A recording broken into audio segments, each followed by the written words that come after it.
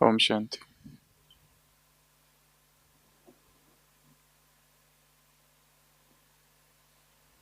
इतिहास में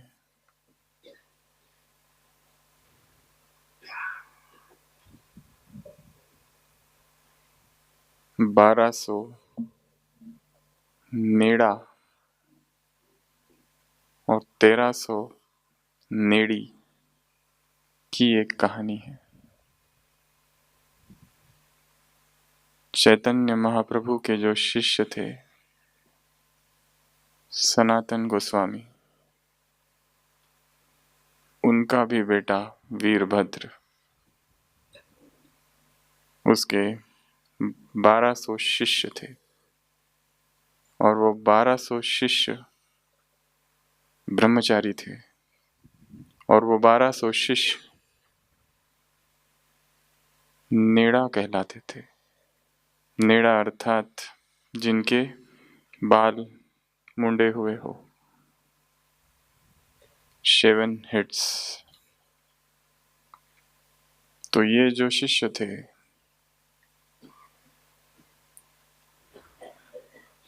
वो ऐसे तेजस्वी होने लगे, ऐसी उनकी कीर्ति और ऐसी उनकी प्रतिभा बढ़ने लगी कि वीरभद्र खुद हलचल में आ गया। क्योंकि वो सारे शिष्य जो सारे ब्रह्मचारी थे, जो कुछ कहते थे सत्य हो जाता था। यदि उनके विरुद्ध कोई कुछ करता तो उस व्यक्ति को स्वतः ही शाप लग जाता। ऐसा उन 1200 नेड़ा जिनको कहा गया है, उनकी ऐसी प्रतिभा फैल गई। तो वीरभद्र दिखाया है ईर्ष्या, जलन,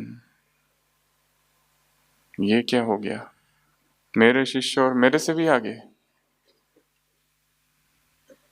तो उसने एक दिन वो सभी शिष्यों से कहा, कल सुबह स्नान वगैरह कर कर आप आश्रम में आना। उसका ये योजना थी कि ये जो 1200 शिष्य है सबकी शादी कर दी जाए।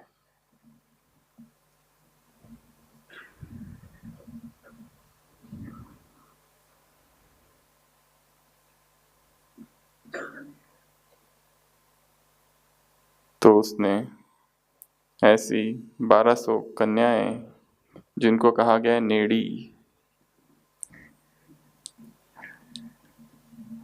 उनको चुना। पर ये जो शिष्य थे जो स्नान करने गए थे, उनमें से 100 लोग ऐसे थे, 100 शिष्य, कि जिनको पूर्वाभास हो गया क्या होने वाला है। गुरु इस तरह कभी बुलाता नहीं है, और क्यों बुलाया है। और उसने वो जो 100 थे, और वो गुरु की आज्ञा का उल्लंघन भी नहीं करना चाहते, इसीलिए वो लोग गए और भाग गए 100 लोग। और जो बचे हुए थे वो पहुंचे गुरु के पास। गुरु ने कहा वो 100 कहाँ है। उन्होंने कहा कि वो तो भाग गए। गुरु ने कहा कोई बात नहीं, अब मैं तुम्हें आदेश देता हूं कि गृहस्थ धर्म में प्रवेश करो। सभी शिष्य कहते जैसी आपकी आज्ञा गुरुदेव। और जो बचे हुए शिष्य थे सबकी शादी हो जाती है। और कुछ मास के अंदर ही उनकी जो शक्ति थी, उनका जो तेज था, वो सब समाप्त हो जाता है।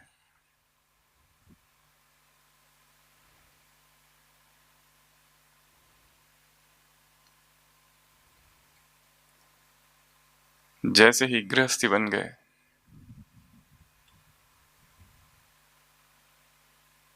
अब वो जो कहते हैं वो सत्य नहीं होता। पहले जो बोल देते थे सत्य हो जाता था। तो एक कहानी बताई है शास्त्रों में, कैसे आत्मा का पतन हो जाता है।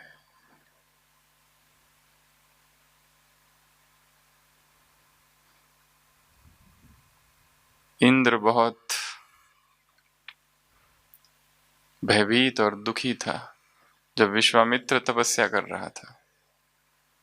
इंद्रासन डोलता है, हमेशा डोलता हुआ दिखाया है शास्त्रों में। जब भी कोई नीचे तपस्या करता है, ऊपर आसन डोलना चालू हो जाता है। और वही अपनी एज ओल्ड टेक्निक इंद्र अप्सराओं को भेजना। बेचारे वो लुकड़े सन्यासी, किसका क्या बिगाड़ा है। एकांत में बैठकर संसार की मोह माया छोड़कर तपस्या कर रहे हैं। तो पहले तो रंभा को भेजा, रंभा ने सीधा आक्रमण कर दिया तो विश्वामित्र ने शाप दे दिया, पत्थर बन जा। और फिर मेनका को भेजा, पर मेनका ने स्ट्रेटेजी चेंज कर दी। सीधा प्रणय निवेदन नहीं, सेवा की उसकी। और धीरे धीरे प्यार हो गया और धीरे धीरे शादी हो गई। तब जाकर इंद्र निश्चिंत हुआ, क्योंकि इंद्र को भय ब्रह्मचारी से था, गृहस्थी से नहीं। जैसे ही वो गृहस्थी बना, उसकी सारी शक्तियां नष्ट हो गई।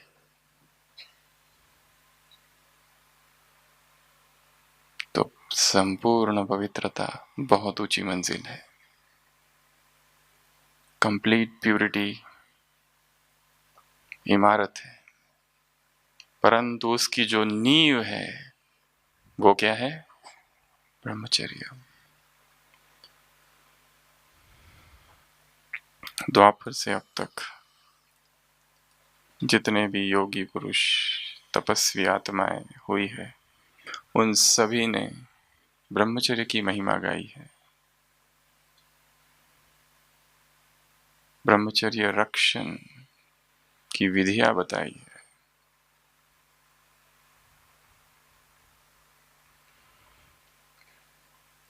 महाराष्ट्र के एक स्वामी शिवानंद वरुड़ के, उनकी एक किताब है जिसका नाम आप सब लोग अपनी डायरी में नोट करके रखेंगे, ब्रह्मचर्य हेच जीवन, मराठी। शायद ब्रह्मचर्य के ऊपर लिखी हुई इतनी विस्तृत किताब पूरे विश्व में और कोई नहीं है। वो ऋषिकेश वाले स्वामी शिवानंद नहीं, वरुड़, महाराष्ट्र, विदर्भ, जिसकी कई भाषाओं में भी अनुवाद हुए हैं। तो ब्रह्मचर्य एक शक्ति है, एक ऊर्जा है, एक पावर है।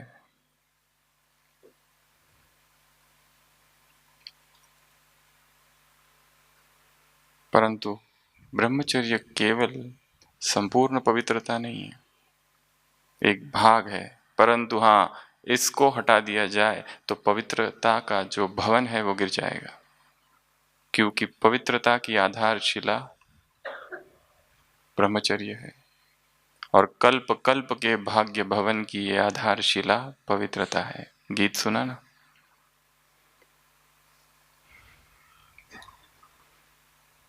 तो क्यों धारण किया जाए? क्या इसके फायदे हैं? किसे कहते हैं ब्रह्मचर्य और ब्रह्मचर्य के कौन से सूत्र है सूक्ष्म, उसकी हम आज चर्चा करेंगे। और साथ साथ आप लोगों को कुछ ड्रिल भी करनी है यहाँ स्टेज पर आकर। वो क्या करना है और कैसे करना है बीच बीच में बताएंगे। सबसे पहले परिभाषा। जगदीश भाई जी ने अपनी किताब में लिखा है, जब आत्मा परम धाम में होती है, ब्रह्मलोक में, उसकी जो स्थिति है उसे ब्राह्मी स्थिति कहा गया है। आत्मा का परम धाम में ब्राह्मी स्थिति में स्थित हो जाना अर्थात ब्रह्मचर्य, ये एक परिभाषा है। अर्थात बीज रूप स्थिति, अर्थात पॉइंट फॉर्म परम धाम में।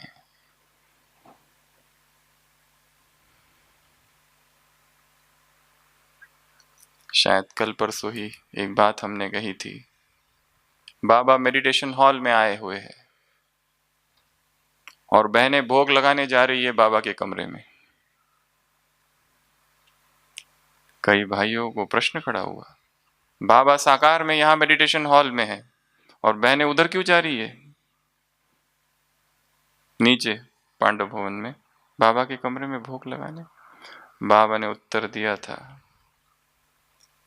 कि चाहे मैं नीचे भी हूं, साकार में भी हूं, परंतु तुम्हें याद मुझे वहीं करना है। क्यों? क्योंकि जब तुम मुझे परम धाम में याद करते हो तब परम धाम की भी ऊर्जा और शक्ति उसमें जुड़ जाती है। संसार में आजकल कई सारे लोग निकले हैं जो हीलिंग टेक्निक्स डिवाइस करते, कहते हैं ये जो सृष्टि जिसे वो ब्रह्मांड कहते, इस ब्रह्मांड में, इस सृष्टि में ऊर्जा है, हीलिंग एनर्जी है, 5 तत्वों में पावर है। वो हीलिंग एनर्जी, कॉस्मिक एनर्जी अपने अंदर लेते और रेकी हीलिंग करते हैं। टच थेरेपी, संकल्प से हीलिंग करते हैं। वो कहते हैं धरती से mud therapy, steam bath, nature queer. वो कहते हैं ये जो तत्व है इनमें बहुत पावर है, ऊर्जा है हीलिंग की, उपचारक है ये सभी। यदि ये 5 तत्व जो इस संसार के हैं उनमें इतनी पावर है, उनमें इतनी हीलिंग एनर्जी है, तो वो जो तत्व इस तत्व से परे है, वो जो छठा तत्व है ब्रह्म, उसमें कौन सी पावर होगी, उसमें कौन सी हीलिंग एनर्जी होगी। उस तत्व के विषय में तो किसी को कुछ पता ही नहीं, किसी को पता ही नहीं कि वो भी एक धाम है। न तद भासयते सूर्य न शशांको न पावक, यद्गत्वा न निवर्तन्ते तद्धामम परमम मम। हे अर्जुन, वो मेरा धाम है, न शशांक न सूर्य न रवि, कोई वहां नहीं।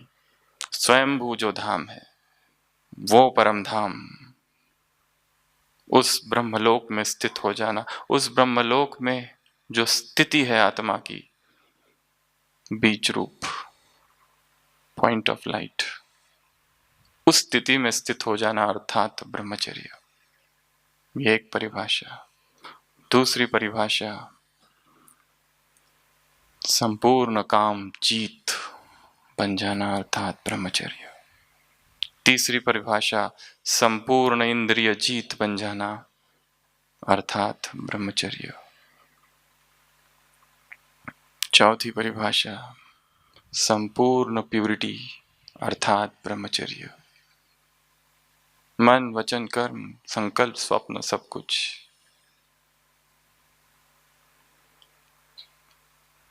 और सबसे महत्वपूर्ण परिभाषा, ब्रह्माचर्य।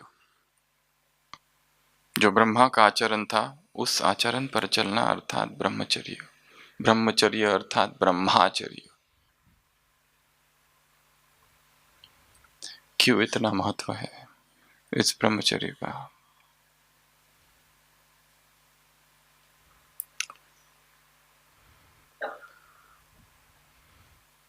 महात्मा गांधी, आज 2 अक्टूबर, उन्होंने अपनी जीवन कहानी में 2 चैप्टर्स ब्रह्मचर्य के लिए दिए हैं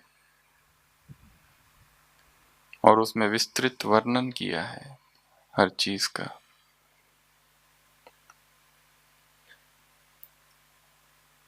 और कहा कि जब मैं 36 उम्र का था तब मुझे ख्याल आया कि अब मुझे प्रतिज्ञा करनी चाहिए पत्नी सहित ब्रह्मचर्य की। 1906। और तब उन्होंने वो प्रतिज्ञा की और जीवन कहानी में लिखा कि प्रतिज्ञा के बाद का जो जीवन है कितना सुखद रहा। वो जो ऑनस्लॉट्स ऑफ पैशन थे, वो जो आक्रमण होते थे आवेश के और विकार के, समाप्त हो गए।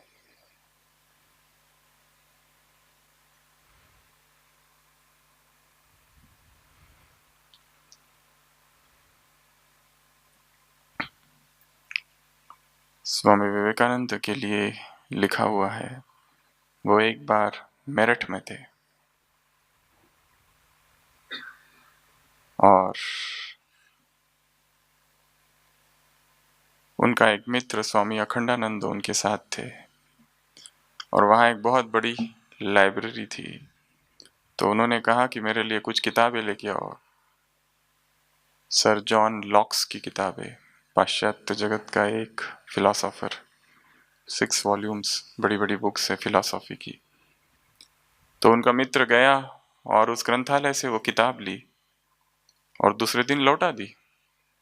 फिर दूसरी किताब ली, फिर दूसरे दिन वो भी लौटा दी। घर लेके जाते थे, विवेकानंद पढ़ते थे और दूसरे दिन लौटा देते थे। वो ग्रंथालय, वो जो व्यक्ति था वहां पे, लाइब्रेरियन, वो कहता है कि आप मजाक कर रहे हो, एक दिन में एक किताब वापस कर देते हो, पढ़ते भी हो या बस ऐसे ही। और ये भी कोई साधारण किताब नहीं है, फिलॉसफी, दर्शन शास्त्र की किताबें है ये कोई कहानियां नहीं है, फेरी टेल्स। तो कहते मैं नहीं पढ़ता, मेरा मित्र पढ़ता है। वो तो पढ़ता ही नहीं होगा। तो स्वामी विवेकानंद खुद आते हैं 2-3 दिन के बाद और कहते हैं हाँ मैं पढ़ता हूँ। तो पूछते क्या तुमको याद है सब? वो कहते हैं हाँ पूछो। और उसमें से वो जो कुछ पूछते हैं वो सब बताते हैं, पेज सहित। उनको वो लाइब्रेरियन पूछता है कि ये कैसे संभव है? वो कहते संभव है थ्रू द पावर ऑफ ब्रह्मचर्य। I have not allowed my mind to have sexual thought even once. ये वाक्य है उनके। I will drink the entire ocean. Mountains will crumble down before me. ऐसी ऊर्जा और ऐसी शक्ति ब्रह्मचर्य में है। समुद्र पी जाऊंगा और सारे पहाड़ गिर पड़ेंगे। तो सभी ने ब्रह्मचर्य की महिमा गाई है और मुरलियों में रोज आता है। कल की मुरली में वाक्य था, जहर के लिए दीवाने हैं, संसार की आत्माओं के लिए था। दिल लगी है जहर से, विष से, पॉइजन से, देह से।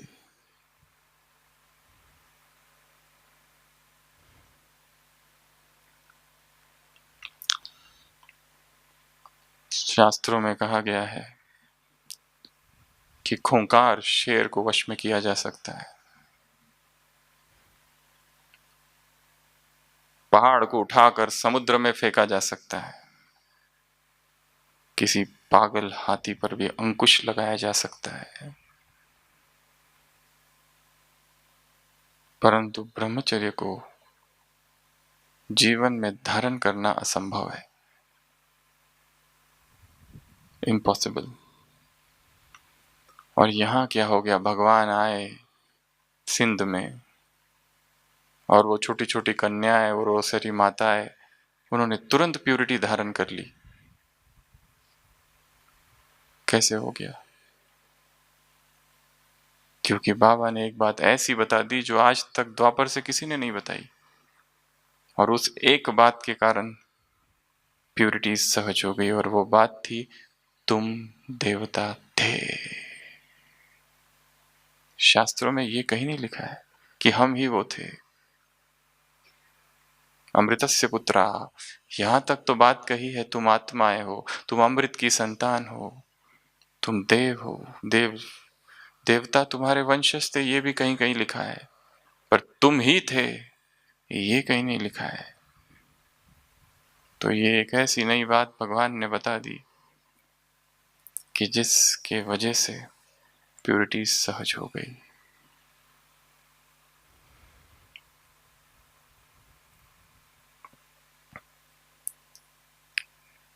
और जब जब आत्मा प्यूरिटी की स्टेज में स्थित है, उसमें एकाग्रता होगी, कंसंट्रेशन।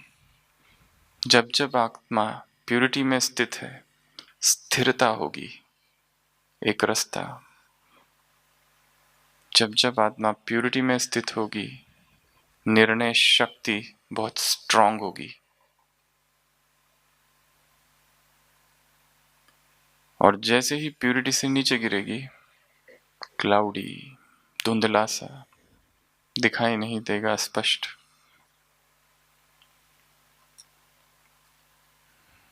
वो सारी बातें होगी, बुद्धि भटकेगी, बिखर जाएगी, फिर मुरली पढ़ना तो दूर और समझना तो दूर और उसको धारण करना तो दूर, पढ़ने की भी इच्छा नहीं होना। ये सारी चीजें होगी। तो क्या हम करें कि जिससे ये ब्रह्मचर्य सहज हो जाए, जितनी उसकी परिभाषाएं बताई वो सब आ जाए। तो ऐसे हम 16 मार्ग देखेंगे कि जिससे ब्रह्मचर्य आसान हो। और इन 16 सूत्रों में एक एक सूत्र में बहुत एनर्जी समाई हुई है। सबसे पहला यहाँ शब्द लिखा हुआ है ब्रह्मचर्य व्रत। ये व्रत है, और जब व्रत होता है तो कैसे करते हैं लोग? दृढ़ता से पालन करते हैं उसका, प्रतिज्ञा करते हैं नहीं खाना है अर्थात नहीं खाना, निर्जल आहार कर, निर्जल रहते सारे दिन भर, माताएं विशेष रूप से। तो वैसे जो बाकी व्रत है ये भी एक व्रत है,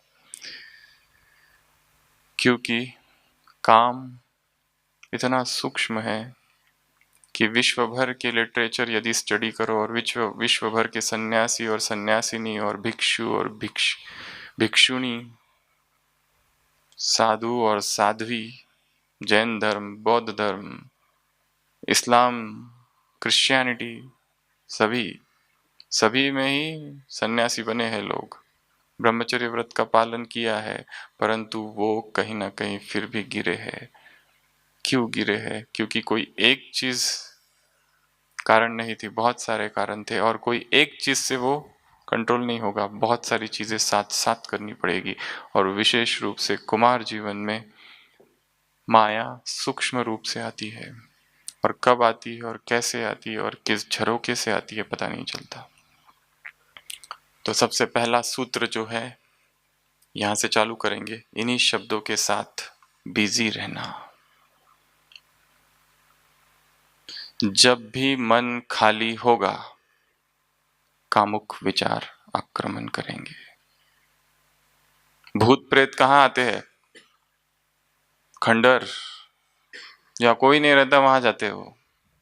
जो मन खंडहर है, खाली है, जैसे आज छुट्टी का दिन है, क्या करूं, कोई प्लानिंग नहीं है, तो विकारों की ओर आकर्षित होगा। ये देखूं वो देखूं, यहां जाऊं वहां जाऊं। क्रिएटिव वर्क में स्वयं को बिजी कर देना है, रचनात्मक कार्यों में। कौन सी ऐसी नई चीज जो आज तक हुई नहीं है जो करना बाकी है, ऐसी वो कौन सी सेवा है जो आज तक की नहीं, करना बाकी है। जिसको लिखना है वो लिखे, जिसको पढ़ना है पढ़े, परंतु बिजी रहना है। 24 घंटे में कोई एक 23 घंटे बिजी रहता है और 1 घंटा ऐसे ही छोड़ देता है, तो उस 1 घंटे में ही माया आएगी, और जिसका असर अगले 23 घंटा चलेगा। इसके लिए ब्रह्मचर्य के लिए सबसे पहली धारणा है बिजी कर दो स्वयं को, हार्ड वर्क। जब यज्ञ में साधन नहीं थे तो हमने बड़ों से सुना है सब लोग इतना हार्ड वर्क करते थे मधुबन में, वो बड़े बड़े पतेले उठाना, सब कुछ। वो जो शांति स्तंभ होता था, जो गेहूं आता था उनको धोया जाता था, फिर सुखाया जाता था पूरे शांति स्तंभ पर, और रात को यदि बारिश जैसा लगा तो दादी आकर खड़े हो जाती थी रात को 2 बजे, सीटी बजती थी और सारे भाई आ जाते थे और फिर से उसको उठाते और फिर से रखते। बहुत मेहनत करते थे छोटी छोटी चीज के लिए। वो जो इतनी सारी इमारतें बनी, बहुत मेहनत, हार्ड वर्क।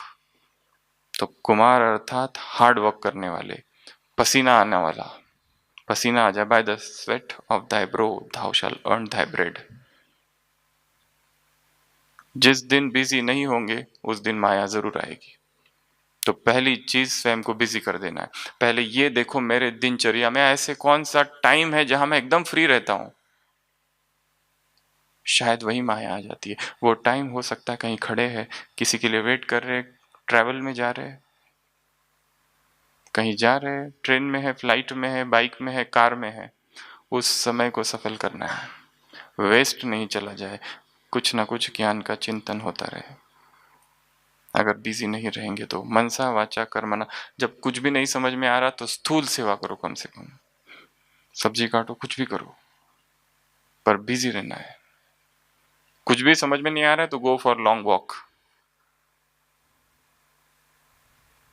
पर बिजी रहना बहुत आवश्यक है। स्वामी दयानंद सरस्वती से किसी ने पूछा था कि आप तो ब्रह्मचारी हो, अकेले रहते हो, क्या काम विकार आपको परेशान नहीं करता? उन्होंने कहा हाँ बहुत करता है, रोज दरवाजा खटखटाता है, पर मैं कहता हूँ रुको थोड़ा, आई एम बिजी, इतना पूरा कर लूं फिर दरवाजा खोलूंगा। और दरवाजा कभी खुलता नहीं, क्योंकि मेरा काम विश्व का है, पूरा होने वाला नहीं है। तो फर्स्ट प्रिंसिपल ऑफ ब्रह्मचर्य इज स्टेइंग बिजी। और एक दूसरी बात, चलो उसको आगे लेंगे। दूसरा है आर, रीडिंग। क्या हम पढ़ रहे हैं, बहुत महत्वपूर्ण है। वो सारी यज्ञ का लिटरेचर, एक यज्ञ की मैगजीन्स, अनुभवों की किताबें, गीतों की किताबें, ब्रह्मा बाबा का जीवन, मम्मा का जीवन, दादियों के अनुभव, और वो सारी चीजें पढ़ने में बिजी कर देना है अपने आप को रीडिंग में, कि जिससे मन में ऊंचे विचार आए, श्रेष्ठ विचार आए, महान आत्माओं की जीवन कहानियां, वो भी मन के तल को ऊपर रखेगी। श्रेष्ठ ब्रह्मचारियों के जीवन, आज तक में संसार में जो हुए महान भक्तों के जीवन, कैसे उन्होंने धारणाएं की, कैसे सभी परिस्थितियों को पार किया। तो पढ़ना बहुत आवश्यक है। स्टूडेंट लाइफ है, पढ़ाई बहुत जरूरी है। कुछ दिन पहले मुरलियों में था, कोई मरने की हालत में हो तो भी मुरली पढ़ सुनने के लिए ले आओ। पैर फ्रैक्चर हो गया तो स्ट्रेचर पर ले आओ। मुरलियों में आया है ये सब। तो और अपने रीडिंग को वास्ट करना है, वास्ट रीडिंग। और सबसे अच्छा एक्टिविटी है ये रीडिंग, जिसमें हमें किसी की जरूरत नहीं, किसी सहारे की जरूरत नहीं। रीडिंग के साथ राइटिंग भी जोड़ दो। पंडित जवाहरलाल नेहरू जब जेल में थे, पूरी किताब लिख डाली discovery of India. Vinoba Bhave के गीताचे प्रवचने कहाँ दिए गए? जेल में।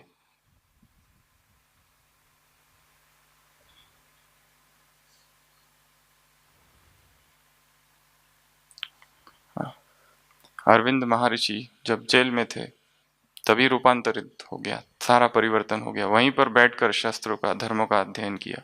पहले तो भारत का स्वतंत्रता संग्राम में लगे हुए थे, कैसे भी करके अंग्रेजों को बाहर निकालना है। जब उनको झूठे आरोप में पकड़ के जेल में डाला 1 साल, और जब बाहर निकले तब उनका स्वतंत्रता संग्राम से मन हट गया, क्योंकि अभी कुछ और हो गया, कुछ और साक्षात्कार हो गए, और कुछ जीवन का मार्ग वहां से निकल गए, पौंडीचेरी चले गए, जीवन बदल गया। टाइम था खाली, क्या करेंगे? पढ़ाई की। तो स्टूडेंट लाइफ अर्थात डेली न्यू रीडिंग। यज्ञ का बहुत सारा लिटरेचर है, वो पढ़ो। और टाइम मिलता है तो कुछ अध्यात्म की और भी बातें हैं संसार में, वो भी इस ज्ञान से जोड़ना। कई लोग पूछते हैं वो किताब पढ़े या नहीं पढ़े। हाँ, तब तक पढ़ो यदि उसमें से बातें जो जो इस ज्ञान से जुड़ती है वो उठा लो, बाकी छोड़ दो। इसके लिए आवश्यक है पढ़ना। और जो लिख सकते हैं वो लिखे। डेली मुरली से 5 टॉपिक निकालने हैं अर्ली मॉर्निंग, सुनते सुनते ही, और सारे दिन भर यहाँ से वहां जा रहे, वहां से वहां जा रहे, उसका चिंतन अंदर ही अंदर चलता रहे, कुछ ना कुछ, कुछ ना कुछ, कुछ ना कुछ, मन ही मन। तो रीडिंग। उसके बाद है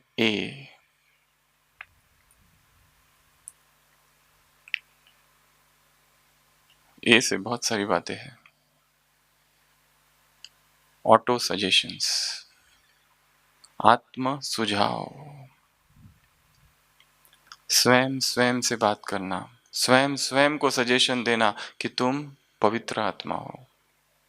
और सबसे अच्छी विधि उसकी है योग निद्रा।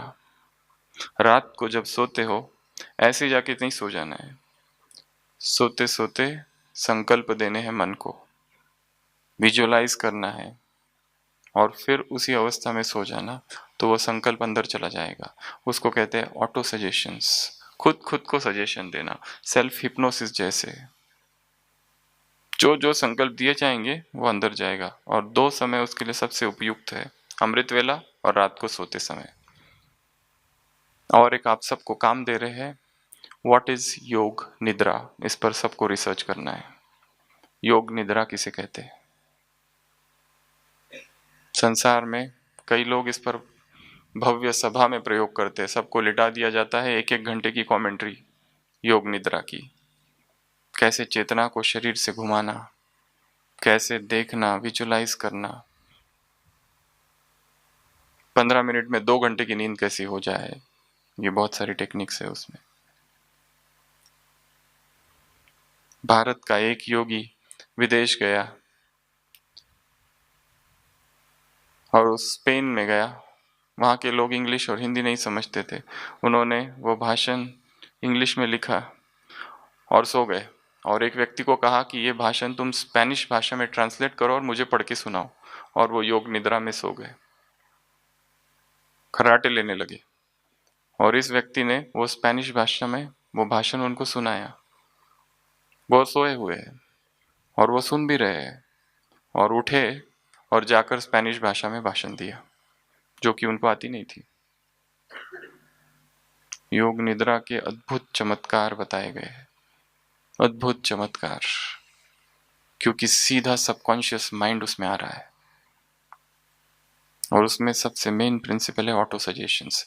यदि हम आत्मग्लानि का भाव रहे, मैं ऐसा ही हूँ, मैं ऐसा ही हूँ, मेरे से होता नहीं, तो वैसा ही होगा।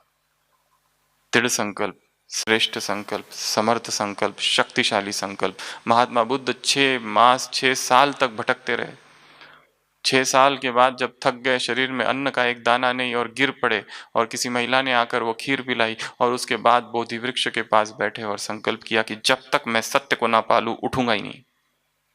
संकल्प अब तक भी किए थे बहुत बार, पर ये जो संकल्प था बोधि वृक्ष के नीचे सबसे शक्तिशाली था कि जब तक मैं सत्य को ना पालू उठूंगा ही नहीं। और उसी रात उनको सत्य की प्राप्ति हुई, जब ऐसा दृढ़ संकल्प था। तब यहां पर भी सूक्ष्म ऑटो सजेशंस ढूंढने हैं, निर्माण करने हैं। समान, जैसे अभी अभी हमने समान का अभ्यास किया था, गणेश हूं, हनुमान हूं, विष्णु हूं, अलग अलग समान, और उनका अभ्यास। तपस्वी शंकर हूं। तो auto suggestions, H Holi company, अर्थात सत्संग, अर्थात बार बार ऐसे सत्संग में आना, जुड़े रहना सत्संग से। इस सत्संग से बाहर गए, यज्ञ से काम का आक्रमण होगा, विकारों का आक्रमण होगा। इसलिए उन लोगों का संग करना जो महान योगी है, जो तपस्वी है, तो उनके वाइब्रेशन से जीवन परिवर्तन होगा। ये जो संगठन है, किला है, बाबा ने कहा है, इसके अंदर ही रहना है, क्योंकि यहां पर ऊर्जा मिलती है। इसके लिए सेवा केंद्र पर जाकर मुरली सुनना बहुत जरूरी है, क्योंकि वहां पर एक वायुमंडल होता है, एक शक्ति होती है। वहां जाना, उस वायुमंडल के अंदर प्रवेश करना है। चाहे मुरली सुनी या नहीं सुनी वो दूसरी बात है, पर वो ऑरा, एक ऑर्बिट, एक वर्तुल है जिसमें हम प्रवेश करते हैं। तो एच एम अर्थात मुरली चिंतन। चिंतन का सबसे बड़ा फायदा है व्यर्थ से मुक्ति, ज्ञान का स्पष्टीकरण, केवल गए, मुरली सुन ली और आ गए, इससे नहीं होगा। पकड़ना पड़ेगा एक एक लाइन को और उसका चिंतन करना पड़ेगा। ये कहा, जैसे आज सुबह का वरदान, अंतर्मुक्ता का रस और बोलचाल का रस दिन रात का अंतर है। मन का मौन, मुख का मौन, व्यर्थ संकल्प, व्यर्थ बोल। चिंतन करना है, एक पॉइंट लेना और उसकी गहराई में जाना रोज। जैसे ये चिंतन की बहुत सारी विधियां हैं, 108। कोई भी एक मेथड लेना, जैसे कंट्रास्ट, आज की मुरली में क्या कंट्रास्ट था, जैसे एग्जाम्पल आज की मुरली में कौन कौन से उदाहरण दिए गए, रोज करना है ये बस, किसी भी एक मेथड से। वर्ड मेथड, कोई एक वर्ड लेना, उसकी गहराई में जाना, एक ही शब्द और उसकी गहराई में जाना। प्रश्न पढ़ना, उत्तर नहीं पढ़ना, सोचना क्या हो सकता है। तो जब मन चिंतन में बिजी रहेगा, संकल्पों में रमन करेगा, तो देह का आकर्षण स्वतः कम हो जाएगा और काम समाप्त होगा। उसके बाद है ए, अमृत वेला।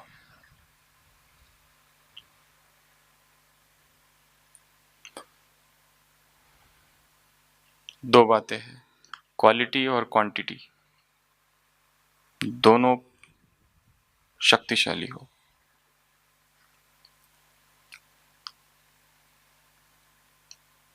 साधारण पुरुषार्थी के लिए कम से कम 2 घंटा बैठकर योग है, परंतु तीव्र पुरुषार्थियों के लिए कम से कम 24 घंटे में 4 घंटा बैठ के योग होना चाहिए।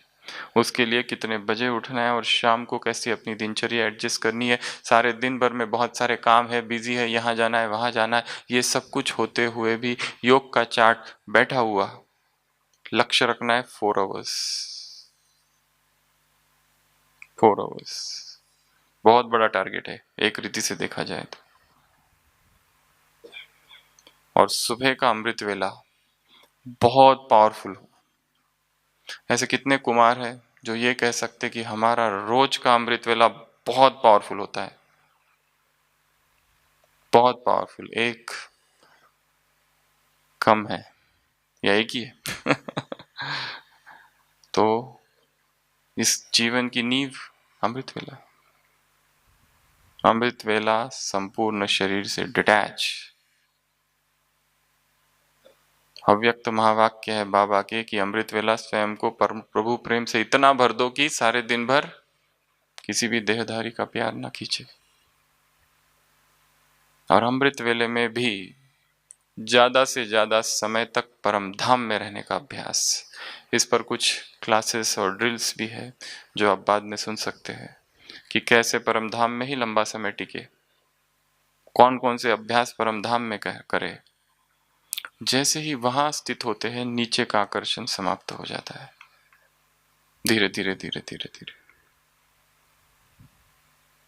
तो अमृत वेले को शक्तिशाली बनाने के लिए यज्ञ में एक किताब है जिसका नाम है अमृत वेला, सभी लिख लो।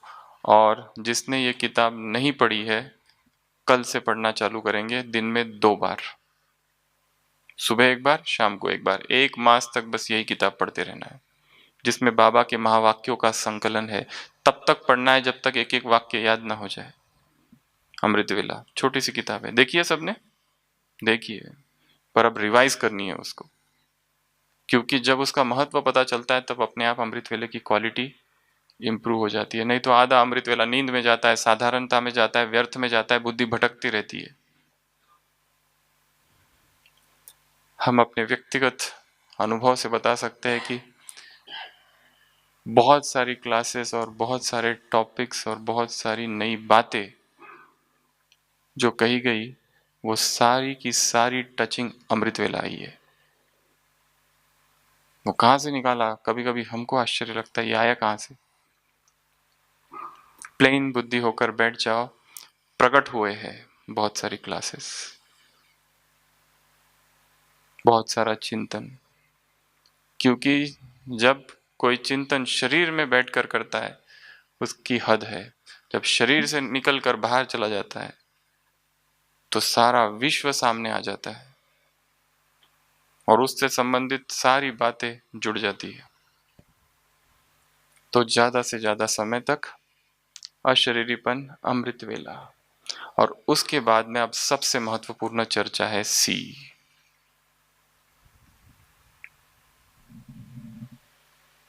सी में क्या करना है?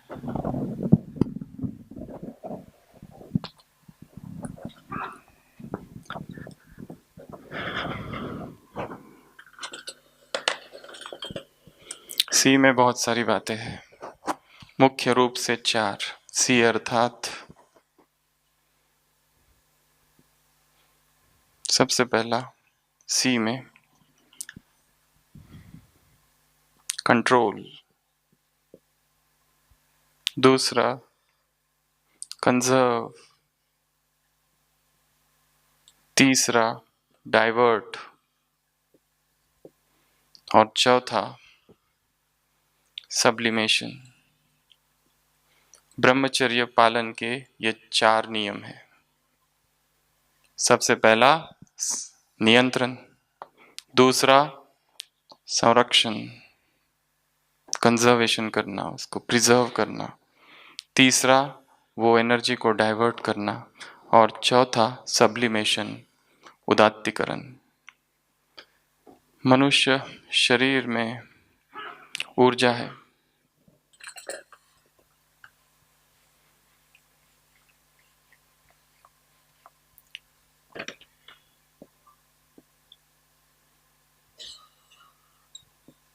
कुमार, ठीक है। तो इस शरीर में ऊर्जा है।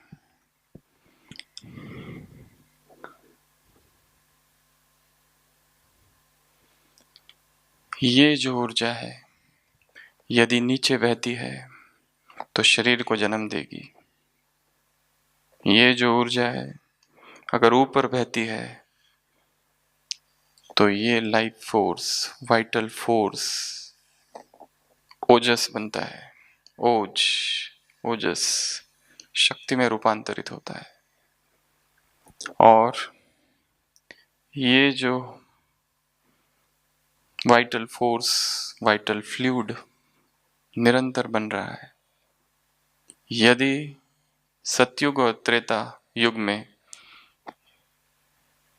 देवताएं बहुत शक्तिशाली है, वीर्यवान है, क्योंकि ऊर्जा बाहर नहीं जा रही है, शरीर में ही एब्जॉर्ब हो जाती है।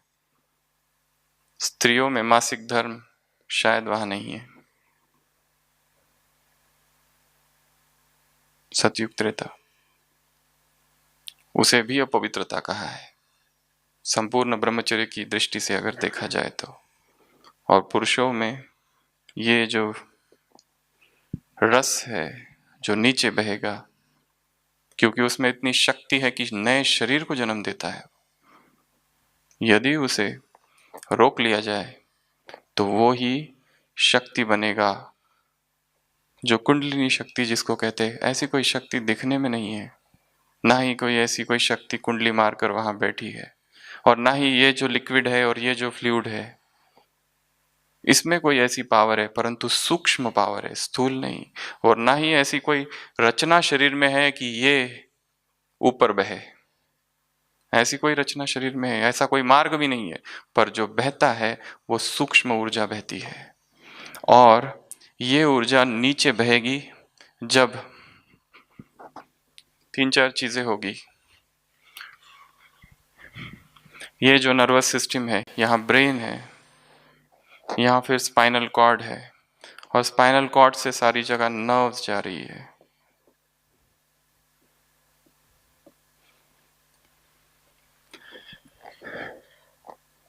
इसका जो उत्तेजना है उसका संबंध इधर है, ब्रेन से। जब इसको स्टिमुलस मिलेगा, सबसे पहला स्टिमुलस टच, दूसरा स्टिमुलस विजुअल, कुछ देखेगा।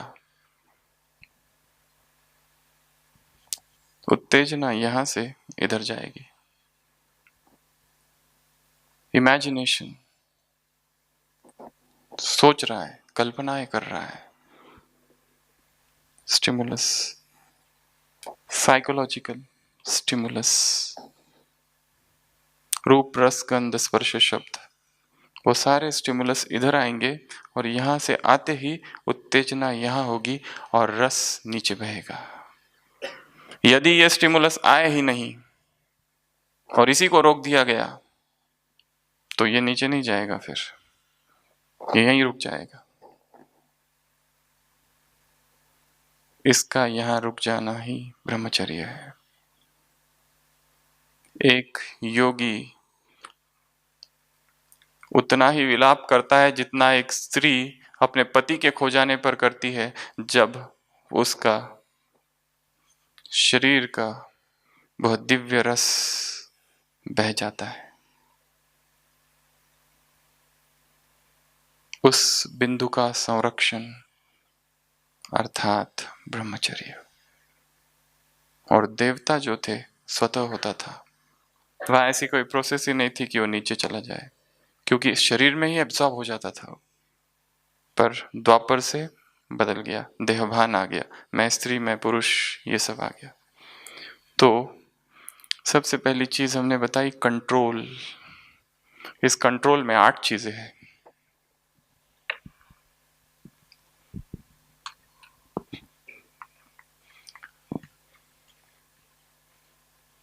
सबसे पहला, किन चीजों, ब्रह्मचर्य उसको कहा जाता है जिसमें ये 8 चीजें हो। जब जब इस 8 चीजों में से एक चीज भी भंग हो गई, किसी भी स्थान, किसी भी समय और किसी भी परिस्थिति में, तो उसको कहेंगे ब्रह्मचर्य का खंडन। सबसे पहला दर्शनम, देखना। सन्यासियों के लिए कहा जाता है कोई स्त्री एक बार दिखे तो नेचुरल है, पर दूसरी बार उसी को देखने की इच्छा, दूसरी बार देखना इच्छा है और तीसरी बार देखना वासना है। दर्शनम, किस दृष्टि से हम देखते हैं एक दूसरे को, देह या आत्मा। रामकृष्ण परमहंस की जब शादी हुई तो पहली ही रात उन्होंने माँ शारदा को बिठाया और उसकी पूजा की, षोडशी पूजा। उसको माँ के रूप में स्वीकार कर लिया कि ये मेरी माँ है। पहले तो उन्होंने प्रश्न पूछा शारदा माँ से, क्या तुम मुझे गिराने आई हो? उन्होंने कहा, मैं तुम्हें क्यों गिराऊं, मैं तो तुम्हारी साधना में मदद करने आई हूं। और वो दाम्पत्य रूपांतरित हो गया। महात्मा गांधी जब पहली बार श्रीलंका गए तो उनकी पत्नी उनके साथ थी और उनको बा कहते थे। तो मंच संचालक को लगा कि इनकी माँ है, तो उसने इंट्रोडक्शन में दिया, आज हमारे बीच महात्मा गांधी आए, साथ साथ उनकी माँ भी आई है। तो महात्मा गांधी ने बाद में कहा कि आपने जो कहा राइट ही कहा, पहले ये मेरी पत्नी थी पर अब ये मेरी माँ है। संबंध ही बदल दिया। और जो भी विकार है उसका संबंध संबंध से है, किस फीलिंग से हम इंटरेक्ट कर रहे हैं। किसी के प्रति माँ का भाव है तो विकार नहीं आएगा, वहां बहन का भाव नहीं आएगा, उसके अतिरिक्त तो कोई दूसरा है तो वहां विकार आ सकता है। इसके लिए बीज जो है वो रिलेशन है। क्या रिलेशन है उसकी, इसको स्टडी करना है। तो सबसे पहले देखना, हमारा देखना आत्मा के तल पर हो, देह के तल पर नहीं। दूसरा स्पर्शनम, स्पर्श करना, टच करना किसी को, वो टच से इंद्रिय स्टिमुलेट होंगे, उत्तेजना होगी जनेंद्रियों में और उसको रोकना मुश्किल है। इसके लिए किस तरह का टच हो, जैसे एक माँ एक अपने बेटे को टच करती, क्या उसमें विकार होता है? जैसे कोई डॉक्टर है और किसी पेशेंट को टच करता है, उसमें विकार होता है? नहीं, पवित्र टच होता है, वो प्योर टच। उसी तरह हमारे सारे टच प्योर हो जाए। अगर टच पहले तो करना ही नहीं, हमारे हॉस्पिटल में जैन साध्वी आती है, उनके इसमें नियम है 48 मिनट्स तक यदि कोई पुरुष वहां बैठा है तो वो नहीं बैठती है। इतना गैप चाहिए। खड़ी रहती है जैन साध्वियाँ, उनकी 2 सेविका उनके साथ होती है, वो खड़ी रहती है, वो नहीं बैठती है। इतनी पक्की धारणा है ब्रह्मचर्य की उनकी। वो कहते हैं वाइब्रेशंस छोड़ के गया है वो व्यक्ति वहां पर, इतने सूक्ष्म प्रकंपन है।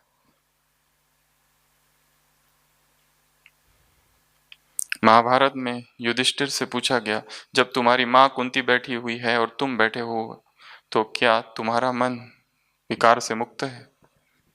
वो कहता है I am not sure. Dharmaraj, Arjun नहीं, भीम नहीं, धर्मराज युधिष्ठिर से पूछा गया है। वो कहता है आई एम नॉट श्योर। स्पर्श, उसके बाद ये सारे संस्कृत शब्द है, दर्शनम, स्पर्शनम, उसके बाद है तीसरा प्रशंसा, किसी एक आत्मा की प्रशंसा करना और वो ही बहुत अच्छा लगना।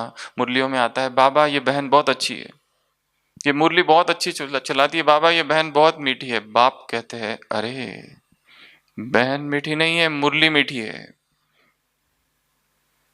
और दादी जान की हमेशा उदाहरण देती है अपना खुद का, और शायद आपको पता भी होगा, दादी ने एक भाई का कोर्स कराया और बहुत खुश हो गया वो भाई कोर्स करके, और दादी बाबा के पास पहुंची, बहुत पुरानी बात जब ब्रह्मा बाबा थे, और बाबा को कहा बाबा वो भाई आया उसका मैंने कोर्स कराया, वो एकदम इतना वो खुश हो गया, वो तो देव कुल की आत्मा है, एकदम वारिस बच्चा है। पूरी बातें उसने सुन ली और सारी धारणा कर ली। बाबा उसको ना एकदम तीर लग गया। बाबा ने कहा तीर उसको लगा या तुमको? तीर लगा किसको?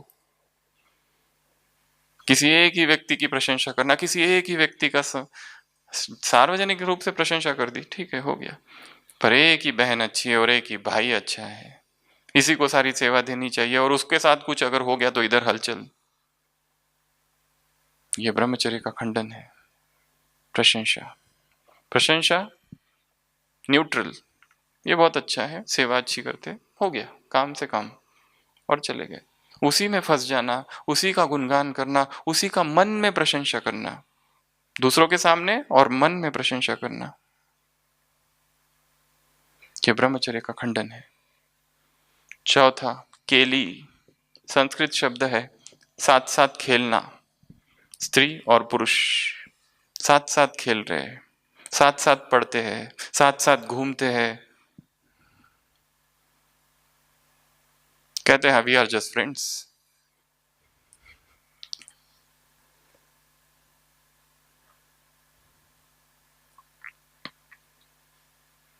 वो ऋषि मुनि जो जंगल में चले गए, कंदमूल खाते हैं, स्त्रियों का चेहरा भी नहीं देखते, उनके लिए ब्रह्मचर्य कठिन है, और तुम कहते हो हम हाथों में हाथ डाल के घूमते हैं और हम फ्रेंड्स हैं।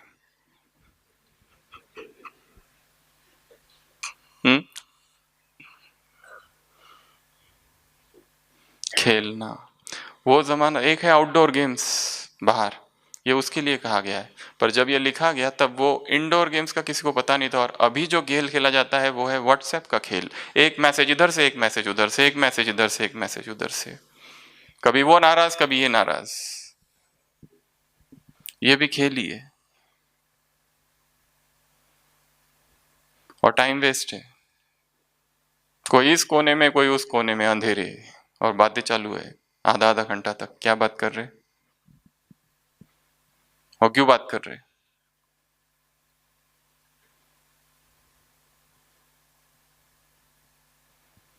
केली, ये 4 ब्रह्मचर्य का खंडन है।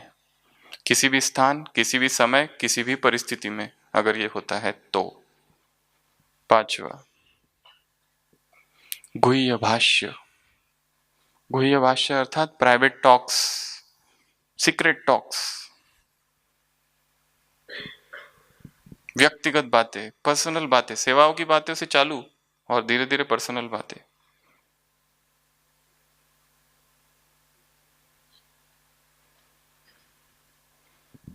ये बहुत बड़ी माया है वर्तमान समय, जबकि सारी दुनिया विश्वग्राम बन गया है, छोटा सा गांव, फोन उठाओ और किससे भी बात करो। इस विश्वग्राम में ये माया बहुत बड़ी है, गुह्य भाष्य वाली, और हर एक के पास है, और हर एक का कमरा है, दरवाजा बंद करके अंदर क्या कर रहे किसको क्या पता। सिक्स्थ, संकल्प। संकल्प करना स्त्री का पुरुष के निकट जाने का, पुरुष का स्त्री के निकट जाने का। संकल्प मन में, अभी गए नहीं है, संकल्प, प्लानिंग, कहाँ मिलना है, सेंटर पे मिलना है, गार्डन में मिलना है, मधुबन में मिलना है, कहाँ मिलना है, मिलने की प्लानिंग। बात क्या करना है पता नहीं, प्लानिंग चालू है। सेवेंथ, अध्यावसाय। अध्यावसाय अर्थात निकट जाना। एक थी प्लानिंग, अब प्लानिंग को साकार रूप दे दिया।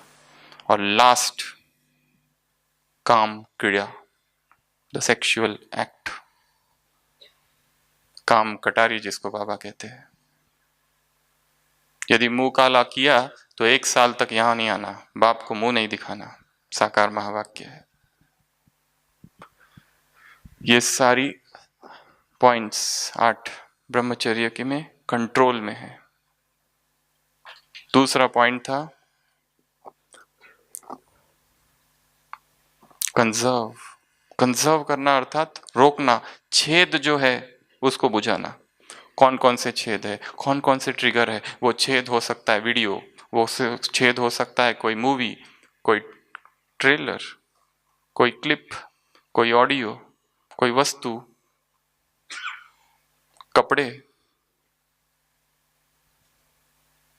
कुछ भी हो सकता है। Identify the sexual triggers.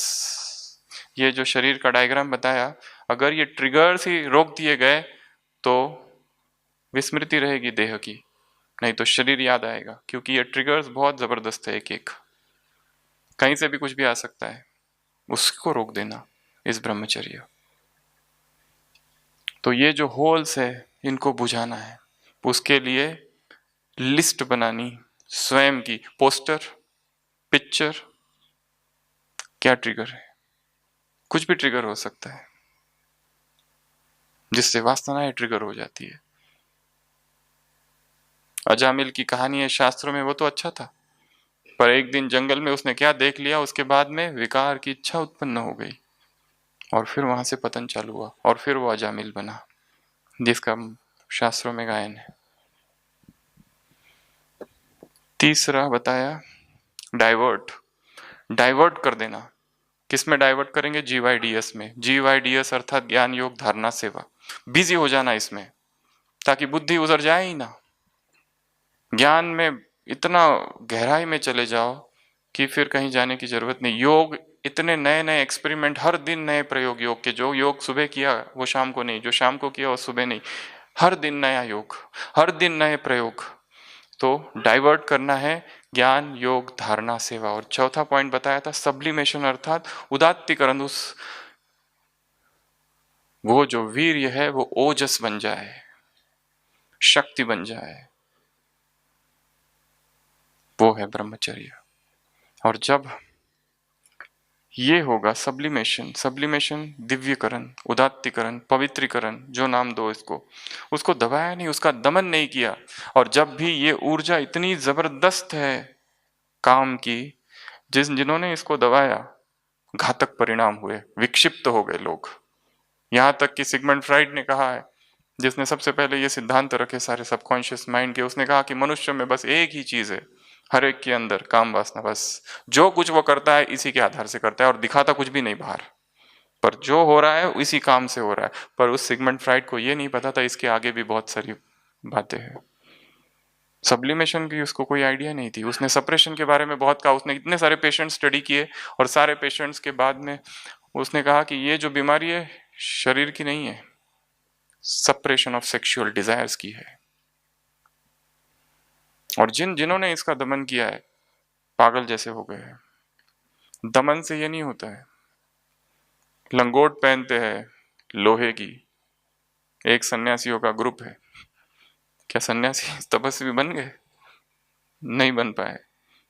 विदेश में एक फ्लैजिलिस्ट नाम का ग्रुप है सन्यासियों का, एक चाबुक रखते हैं, जैसे ही काम विकार का संकल्प आया मारो अपने आप को, इधर से मारते उधर से लहूलुहान हो जाते, पर परिणाम कुछ उल्टे हुए। बाद में ऐसा हुआ कि जितना ज्यादा खून निकलने लगा और ज्यादा काम इच्छा बढ़ने लगी। किया किस लिए था और चालू किस लिए किया था और हो गया क्या बाद में। दमन से कभी भी काम को वश में नहीं किया जा सकता है। किसी बच्चे को कहो वो दरवाजे से नहीं जाना, बाकी सब जाओ, तो वो किधर से जाएगा, वहां से जाएगा। मन को कहा ये नहीं करना ये करना, तो वो क्या है वो क्या है उसी में जाएगा। जैसे एक जैन साध्वी एक होटल में रुकने आई और वहां से चिल्लाई कि वो एक पुरुष मुझे देख रहा है। सब भाग के आए नीचे से, कहाँ है पुरुष, कोई तो दिख नहीं रहा। उसने एक चेयर ली, उस पर खड़ी हुई और दूर दूरबीन लगा के बोला वो देख रहा है मुझे, ध्यान ही उस पर है।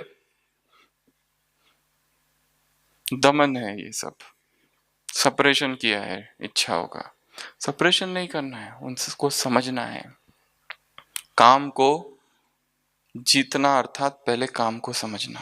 काम कैसे करता है ये काम, कब प्रकट होता है और कब विलीन होता है। बड़े बड़े सम्राट, पृथ्वीराज चौहान की क्यों हार हो गई, नेपोलियन, कितने सारे सम्राटों की लिस्ट है बहुत बड़ी भारत के। अभिमन्यु क्यों वो चक्रव्यूह में फंस गया और निकल नहीं पाया, उसका भी एक कारण काम वासना थी।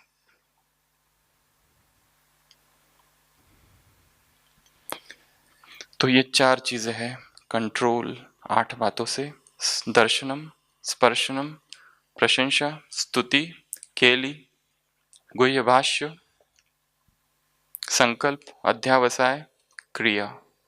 ये 8 चीजें सदैव के लिए छोड़ देना। विष की तरह है ये, दुख देने वाली है। क्यों ये मुरली में वाक्य आता है, इसका अर्थ कौन बताएगा। काम आदि मध्य अंत दुख देता है, अर्थात कौन सा आदि, कौन सा मध्य और कौन सा अंत। ये कितनी बार आया है मुरली में, इसका अर्थ क्या है, क्या हो सकता है बताएंगे।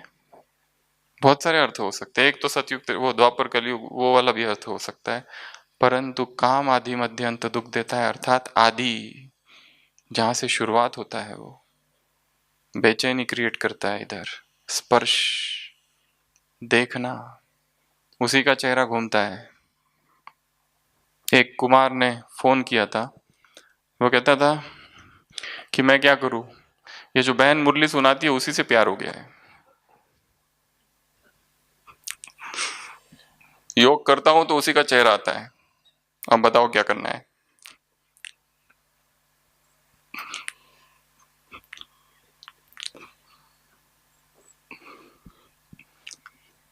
वही मुरली पढ़नी चाहिए डेली, दूसरी पढ़ती है तो मुरली में रस ही नहीं आता है कुछ।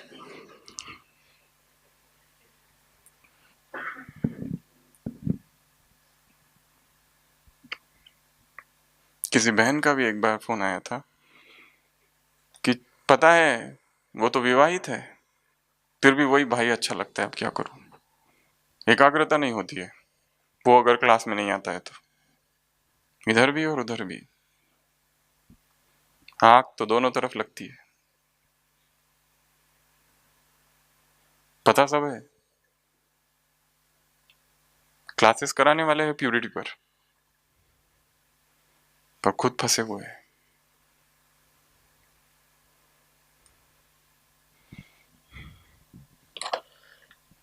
ये सबसे महत्वपूर्ण चैप्टर है ब्रह्मचर्य का, how to sublimate sexual energy. अगर इसका दमन किया तो पागलपन, विक्षिप्तता तैयार होती है, और जितना जोर से दमन जो करता है उतना जोर से वो एक दिन सुनामी की तरह बाहर निकलती है। इसके लिए उसको समझना, उसकी व्यर्थता को समझना और उससे मुक्त हो जाना। सोचो एक पुरुष है, एक स्त्री है, वो पुरुष उस स्त्री को बहुत प्यार करता है, इतना प्यार करता है, इतना प्यार करता है, उसके लिए सब कुछ छोड़ने को तैयार है, और एक दिन पता चलता है कि वो स्त्री तो एक जासूस है, वो स्त्री ट्रैप करने के लिए आई है, मुझे फंसाने के लिए आई है, दुश्मन का एक षड्यंत्र है वो। और जिस दिन उसको पता चलता है वो क्या प्यार करेगा, एक क्षण में प्यार खत्म।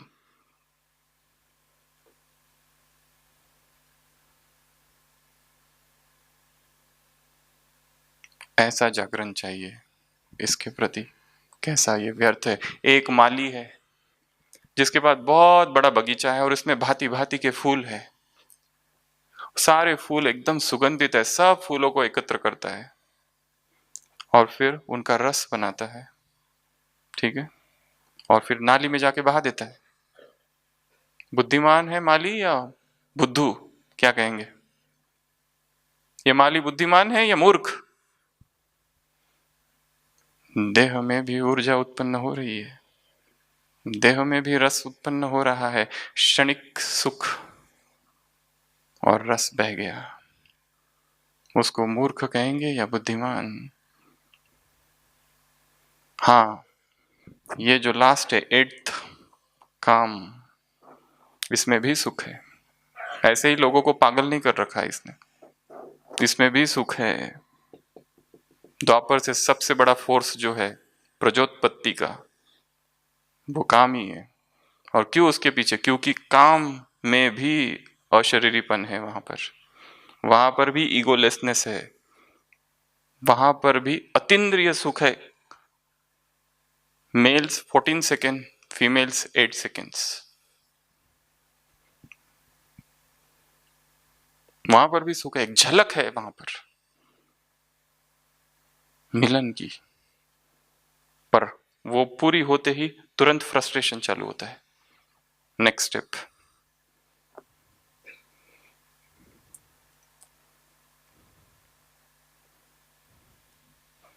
तो ये जो है, इसको रूपांतरित करना है। तो हम थे कंट्रोल, कंजर्व, डाइवर्ट और सब्लिमेट, तो ये वश में आएगा। नहीं तो बीच बीच में निकलता रहेगा, कहीं कहीं से निकलता रहेगा, नए नए मार्ग से निकलता रहेगा।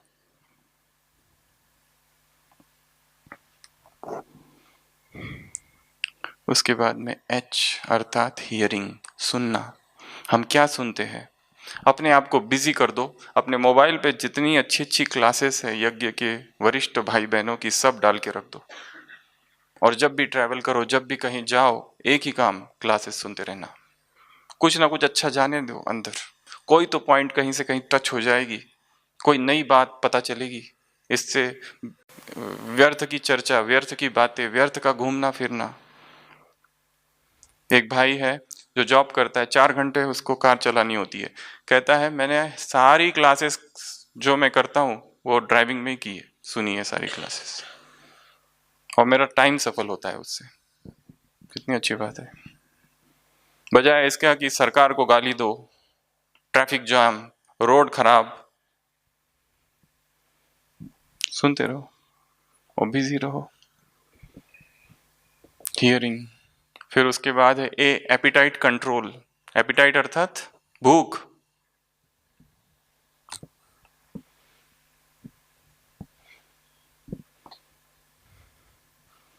रसेंद्रिय और जनेन्द्रिय दोनों का संबंध है। उधर उत्तेजना तो इधर उत्तेजना, बहुत तीखा और बहुत मीठा और बहुत नमकीन और बहुत तेल वाला इंद्रियों को उत्तेजित करेगा। महात्मा गांधी ने अपनी जीवन कहानी में लिखा है, आज 2 अक्टूबर है इसलिए बार बार बता रहे हैं। When I was on fruit diet in South Africa for 6 months, I was literally free from sexual assault.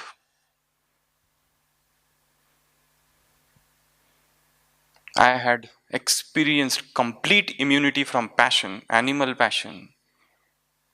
जब मेरा भोजन एकदम सादा था, nuts and fruits and all, मुझे ऐसा अनुभव हुआ जब मैं साउथ अफ्रीका में था। अब मैं बहुत संघर्ष कर रहा हूं, परंतु तब सहज हो गया था, ऐसा उन्होंने लिखा है। उस दिन भी कहा था, योगी के आहार में ऐसा आहार जो उत्तेजना उत्पन्न ना करे, पहली बात। दूसरा, आलस और प्रमाद ना लाए, और तीसरी बात, स्वास्थ्यवर्धक, हेल्दी डाइट।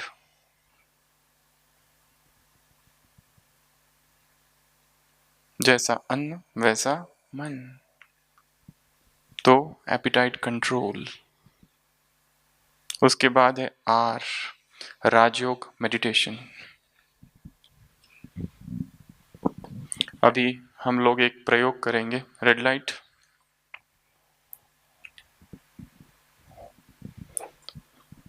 जिसमें